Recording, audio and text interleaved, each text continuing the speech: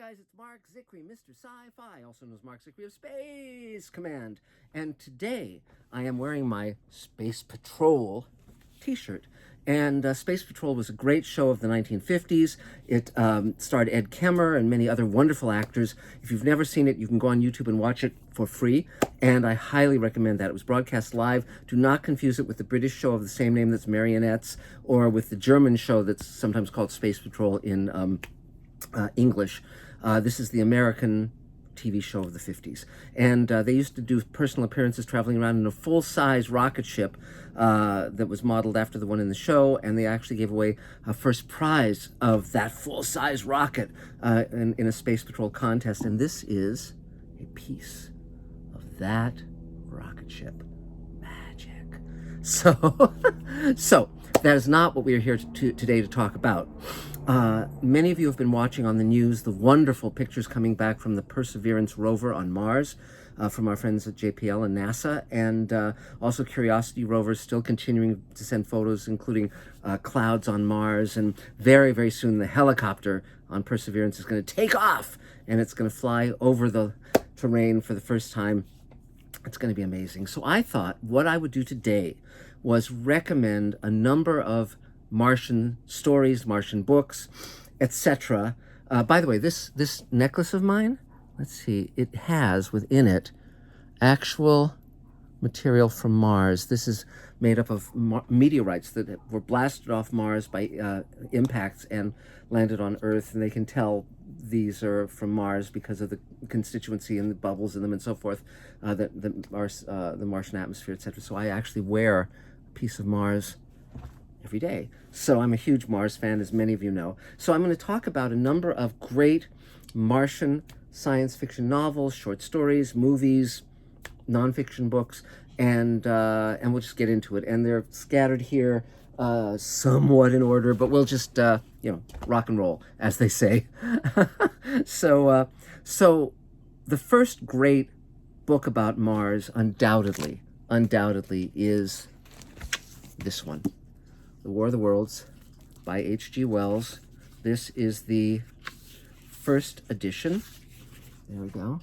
And this is the photoplay edition, the movie tie-in edition, when George Pal's wonderful film came out of the War of the Worlds. It's not set on Mars, but certain events happen on Mars, and the Martians come to Earth and invade. It's just a spectacular book. I very much like The War of the Worlds starring Gene Barry, the George Pal version, and the Tom Cruise one has some great set pieces in it, although it's kind of a little bit funky. But, that's probably the place to start from the 1890s. And then the next great book... Now, also, by the way, Percival Lowell was an American astronomer who believed there was an Italian guy named Schiaparelli who drew canali on Mars, canals on Mars, but he was viewing them basically as natural features. And here in America, Percival Lowell ran with that and mapped out what he thought were built by intelligent life on a dying planet, waterways to convey water. This was really a misperception because they were viewing Mars through the atmosphere of Earth using the telescopes that were available then, but it fired the imaginations of many, many, many, many writers. So one of whom was, let's see if we have it right here. Here we go. Edgar Rice Burroughs. This is A Princess of Mars. This is, again, the first edition of that book. Wells wrote it in 1912, and it appeared in a magazine, and then it was published in this first edition hardcover in 1917. He also, of course, is the creator of Tarzan, and he would write series based on these notions he came up. So there are many Tarzan's books, and there are also a number of books set on Burroughs' Mars, including A Fighting Man of Mars. That's another one of his books. They would have beautiful, beautiful covers, often very nice frontispieces, and he would write these adventure stories that kids read and loved, although librarians hated the Burroughs books at the time and felt they were trash and wouldn't have them in the libraries. Same with the Oz books, but now in later days we come to know that there's nothing wrong with these books. And Ray Bradbury was reading Princess of Mars in his childhood, and he would walk out into the night and look up at Mars and say, "Mars, take me home." And so the dying world of Mars that Burroughs wrote his sort of gladiatorial and alien life adventures planted the seeds for Ray's later work about Mars. Now, there was a movie that Disney put out based on Princess of Mars called John Carter. And if you haven't seen it, it's a good movie. It's a very fun movie. It's probably not the great version that my friends Mark Ferguson, Hawk Ostby wrote. They wrote an earlier draft of it with a different director. My friend Ian McCaig worked on 3 different versions of the movie, including the one that got made, and with 3 different directors. Now, this book is quite a collector's item. It has the concept art for John Carter, and Ian McCaig is our concept artist on on Space Command, and also on the Sulu episode I did with George Takei, and on Magic Time, a series of books I wrote. And but if you can get this book, it's fairly expensive to find on eBay or wherever. But Ian McCaig's designs invariably are more exciting than the ones that they actually ended up going with. That's one of his wonderful drawings. And let's see if I can find another one without being too labored about this. But, oh yeah, here's another one of Ian's sketches. And it's just throughout. His designs are terrific. Now, John Carter, at the time, was probably one of the biggest bombs that Disney ever put out. This is the 3D Blu-ray of it. And it's actually a really fun movie. It's not at all a disaster. It's done with artistry. It's entertaining. I think if you check it out, you'll find that it's not. I mean, compared to most blockbusters, it's certainly credible. And I think you could do a lot worse than grabbing hold of this. But one of the reasons that Disney buried it was because the head of the studio changed, and they'd already acquired Marvel, and all of those were major characters that were hugely well known to the public, Spider-Man and Thor and the Hulk and so forth, whereas Princess of Mars was not well known, and they had a movie set on Mars that had come out sometime before this, a little before this, that had bombed, and it was a stupid little film, so they thought, well, people don't want to see Mars, which is stupid, and so they didn't even call this John Carter of Mars, so people didn't know what John Carter was, and it came and went quickly, and that was, I know that infanticide is killing an infant and regicide is killing a king. I don't know what killing a movie would be, maybe cinematicide or something like that, cinecide, but that's definitely what they did to John Carter. So, oh, by the way, when I'm ready to go to Mars, this is my Martian passport, so I'm loaded for bear. Can't wait to get my stamps and all of that stuff on there. And let's see, what else do we have here? We got a ton of stuff. I mentioned my friend Ray Bradbury. This is the first edition of the Martian Chronicles, and that's what Ray looked like when he wrote it. Bowtie might not have been the best choice, but but it's a great, great, great fantasy novel, truly wonderful, and I highly recommend it. Ray was just an astonishing writer, and this is one of my favorite books, and you could do a lot worse than reading that book, I promise you. Now, hold on, I'm going to get one other book. It'll take me a second. Hold the thought. Hang on. Coming back. This is a book I just got a hold of, and I wanted to share it with you. This is a book called No Man Friday, and it is by Rex Stout. This is the first edition hardcover, and it's about a man who gets marooned on Mars as basically Robinson Crusoe on Mars. Now, this book came out under this title, No Man Friday, in England. But let's see if I can find where I have the copies. Let me see where I put them. They're up here, and I will find them, and we will share them with you. Here we go. Yeah, okay. Preparation is my middle name. So this was the paperback of that book, No Man Friday, British paperback, published by Corgi. You can see it's got kind of a little bit weird spacesuit. This came out in 1956, I believe, and then it was made into this book.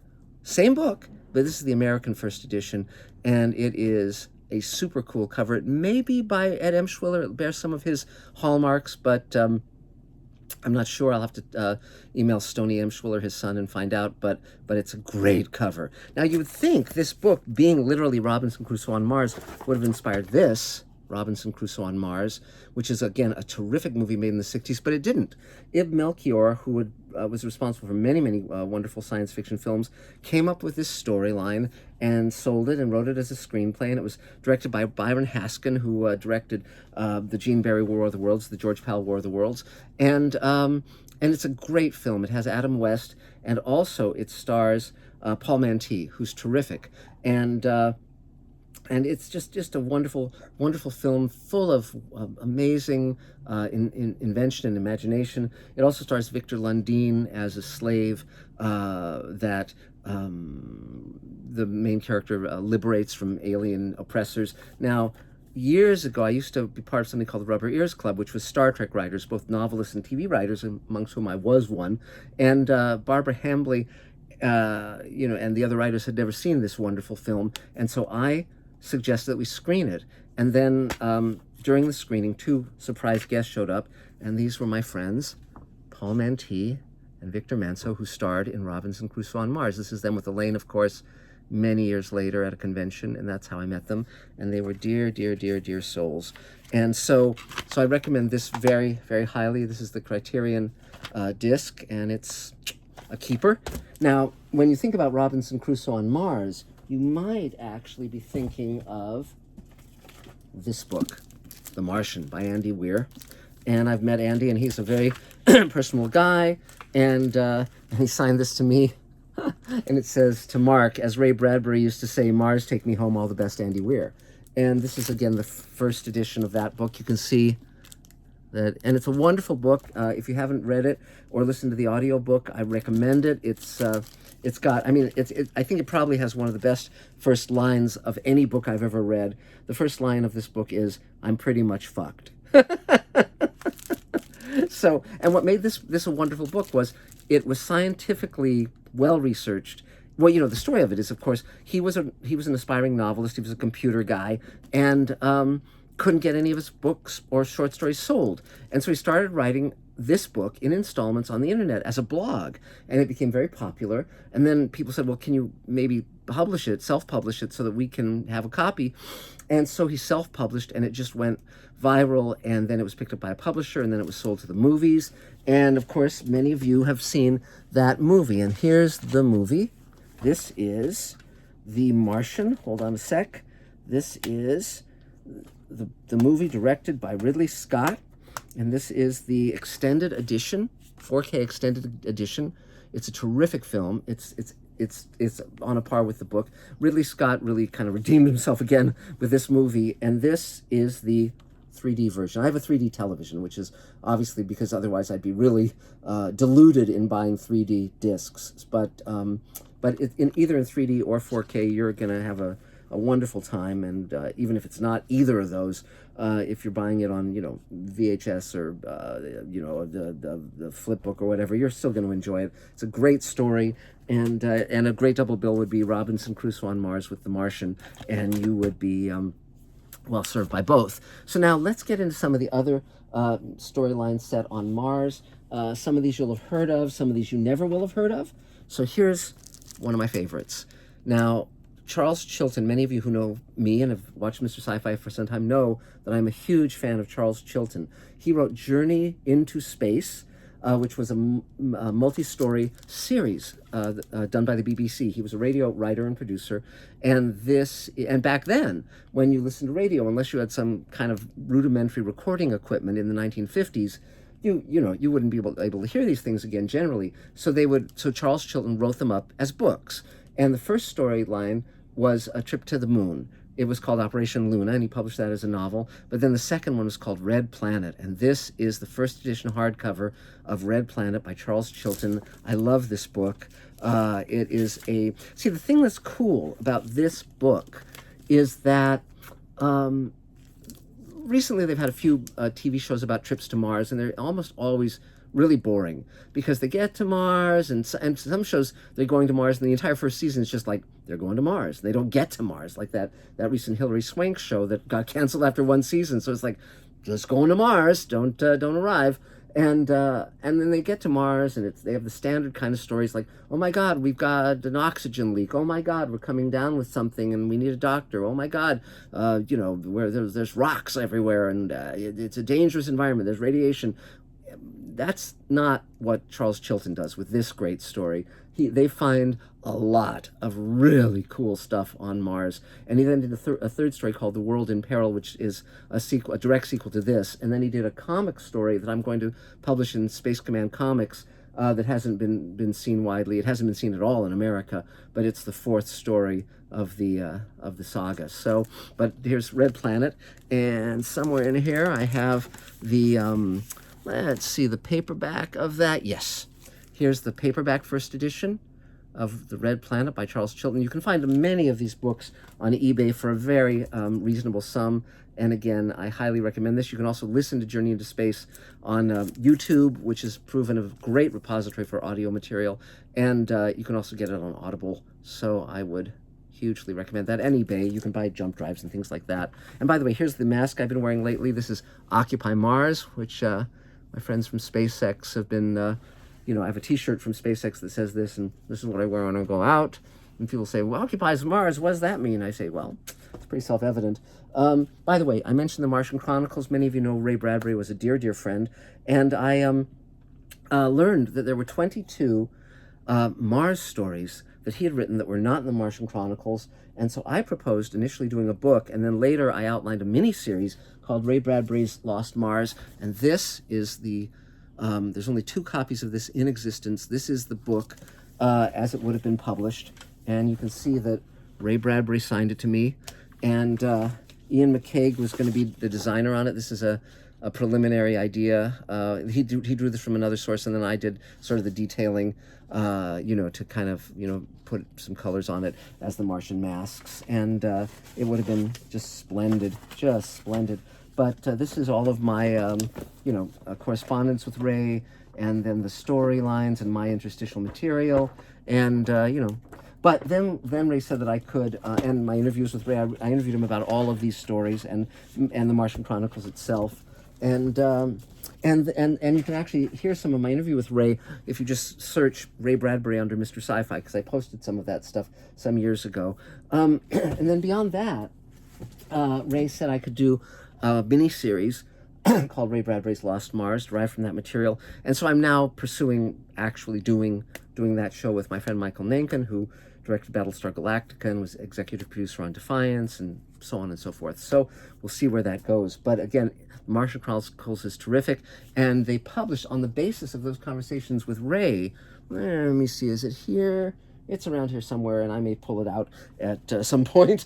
But they actually issued the complete Martian Chronicles that included the book and the screenplays that Ray wrote, because he actually wrote the screenplay for the Martian Chronicles. Here it is.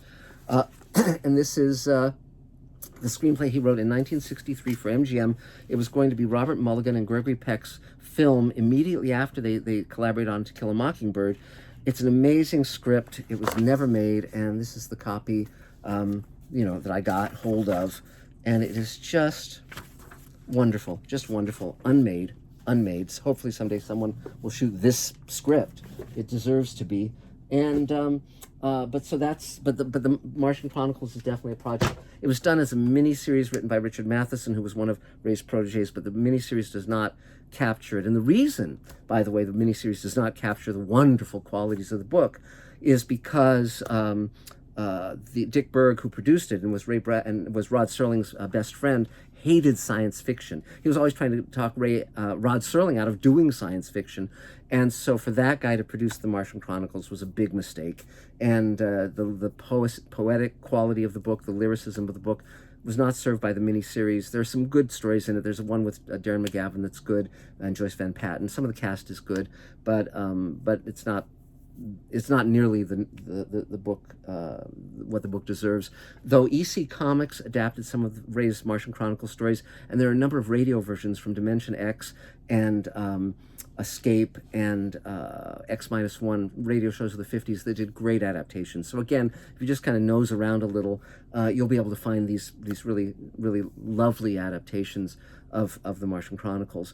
But so continuing on in our little tour here, let's see. This is another book I like very much. This is How We'll Live on Mars by Stephen Petranek, and this is a wonderful book. I met this author. This is him. looks like a scientist, and he talks about how we'll get there, how we'll colonize it, how we'll terraform it. It's just it's a short little book, but very delightful, very entertaining, and it's on audio, as is most of these things, as are most of these things, and it's a cool book and sort of a really good primer for everything Martian. Now this is another fun book. This is Mars: A Traveler's Guide to Mars by William K. Hartman, and this came out a couple years ago, and it's basically as though, and it's signed to me. Congratulations on your writing. For Mark, congratulations on your writing. William K. Hartman. Well, thanks, Bill. There's it signed.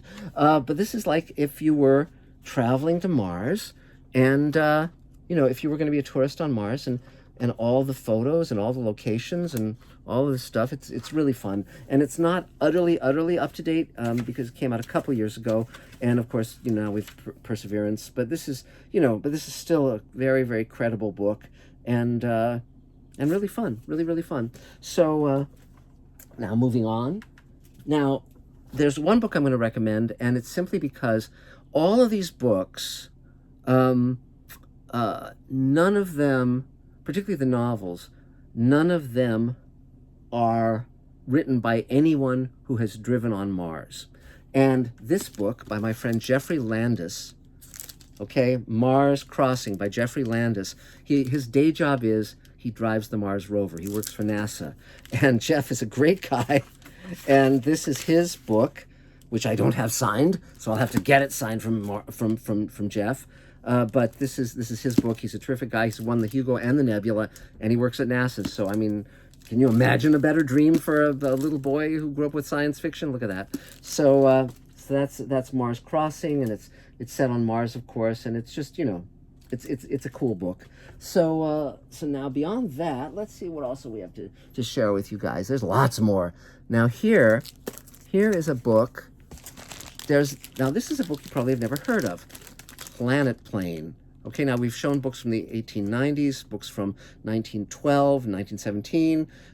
This is a book that was written in the 30s. This is the first hardcover edition. It was written by an author who was credited as a John Boehner, and it's about a trip to Mars. Okay, now the reason you haven't heard of this was because after World War II, this writer, who only had rather limited success, decided to use another one of his names, because he had a million. He was British, and he had a million names. John Boehner was part of his name, and then but he took another one of his names and became a new writer, and enjoyed great success. And this book was he rewrote it slightly, updated it in the 60s, and it was retitled and republished as Stowaway to Mars by John Wyndham. John Wyndham, of course, wrote Day of the Triffids. He wrote The Midwich Cuckoos, which was made into Village of the Damned. A phenomenal British writer. I did a piece on him recently. You can find that if you word search on Mr. Sci-Fi.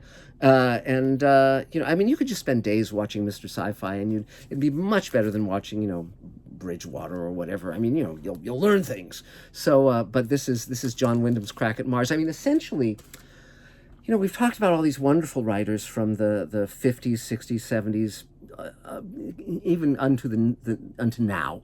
And most major science fiction writers have written about Mars, taken at least a crack at it, because it is so engaging a world. None of us ever assumed it would be 2021 and we still wouldn't have landed people on Mars. But hopefully Elon Musk will take care of that, and we'll know in the near future if he succeeds. But talking about some of the other great writers who have written about Mars, we've got Robert Heinlein. This is Robert Heinlein wrote both adult novels and juveniles. I like his juvenile novels better, actually.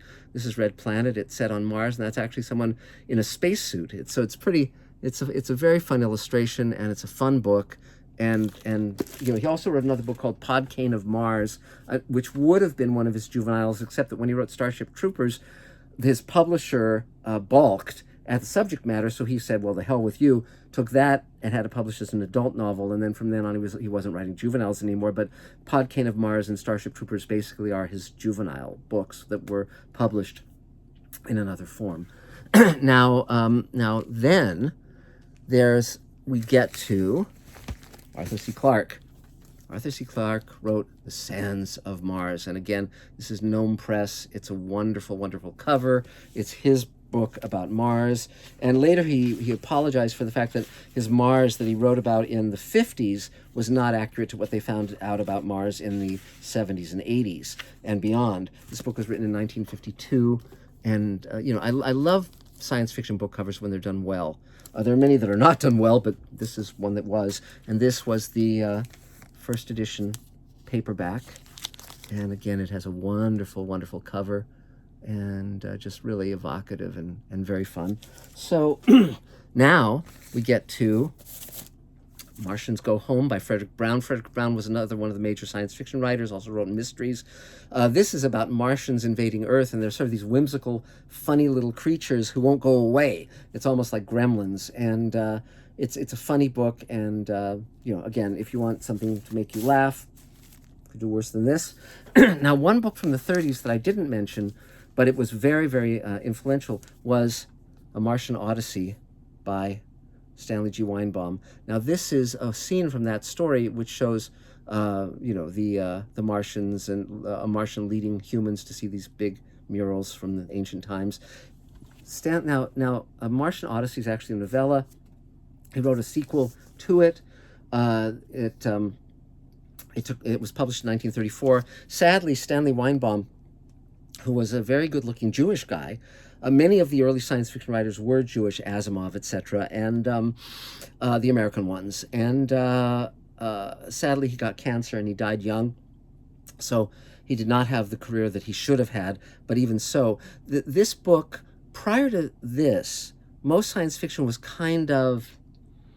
It didn't have good characters, good aliens. It just kind of was, with the exception of Wells. Most of the writers were just pulp writers, and it was very disposable.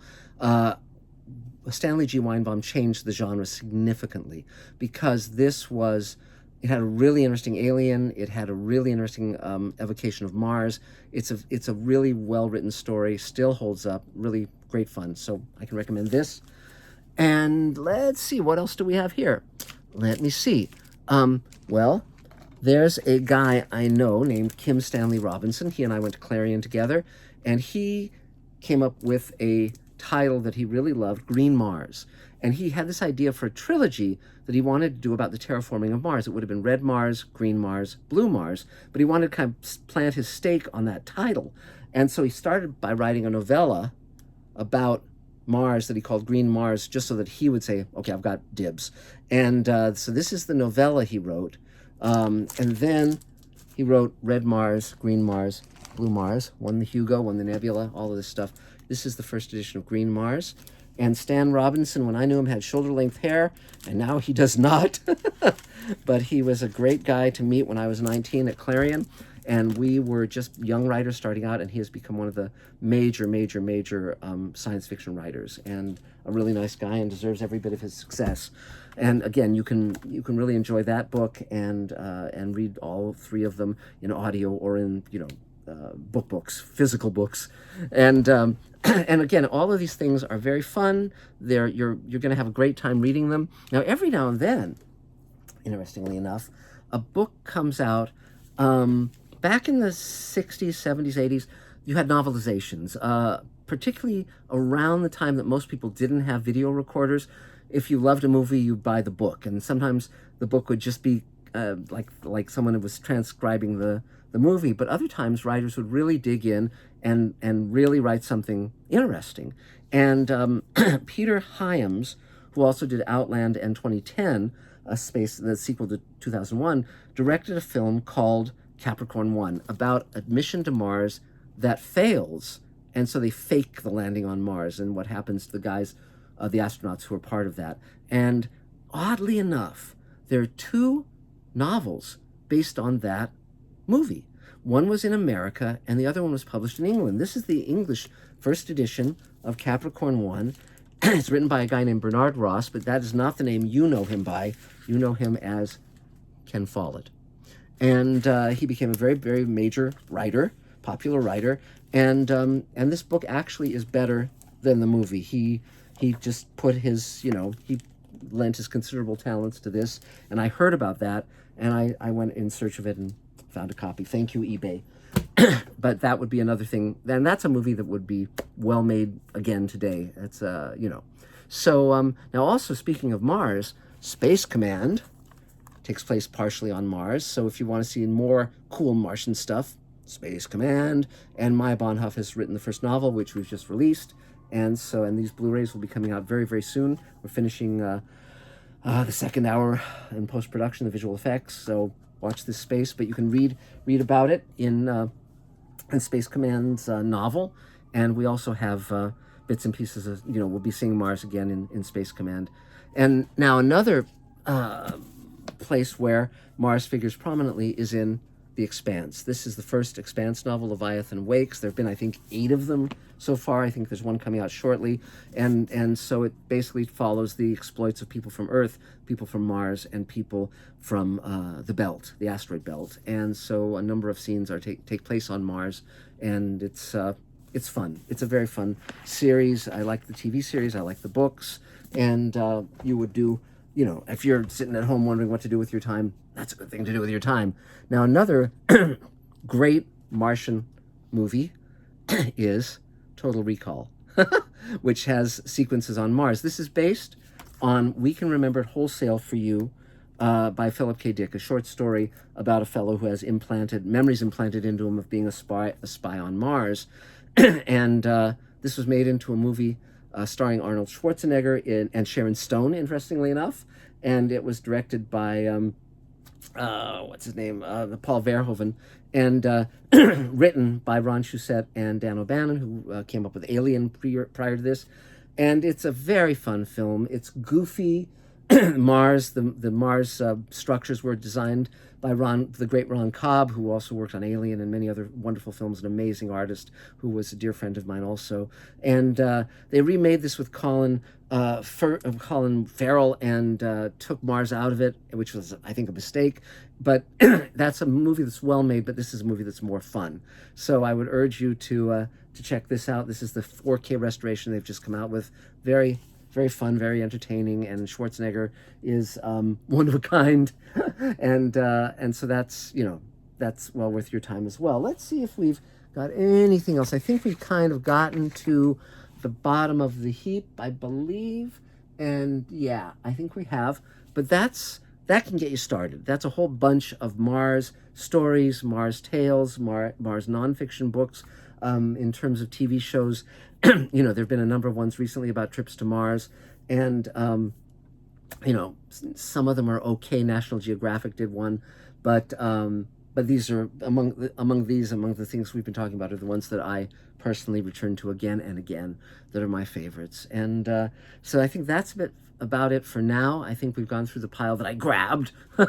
And but until next time, this is Mark Zicree, Mr. Sci-Fi. I hope you've enjoyed my little tour of Mars. I'm gonna go to the dog park and proudly wear my Occupy Mars mask.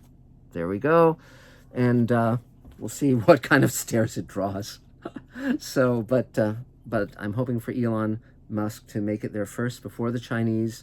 But we'll see what happens. You know, it's funny. I was very worried because so many of his ships have been blowing up lately, and then I realized that it's like, no, he's using them like Kleenex. It's not phasing them at all. These are all successful tests that are demonstrating design flaws that they're correcting, and they're going to be sending the ship up into outer space and testing the heat tiles and all this stuff.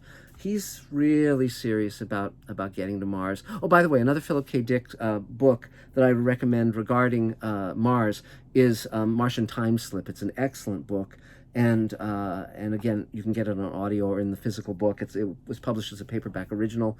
Really one of Dick's best books, and it's set on Mars. And again, really a wonderful piece of work. So that's it for now. And I hope you've enjoyed this. I hope you dream of Mars as I do, and so many thrilling things going on. And can't wait to share more with you from my world of science fiction. Much more to come very soon. And that's it for now, guys. Stay well, stay safe, and we'll talk to you again soon. Bye.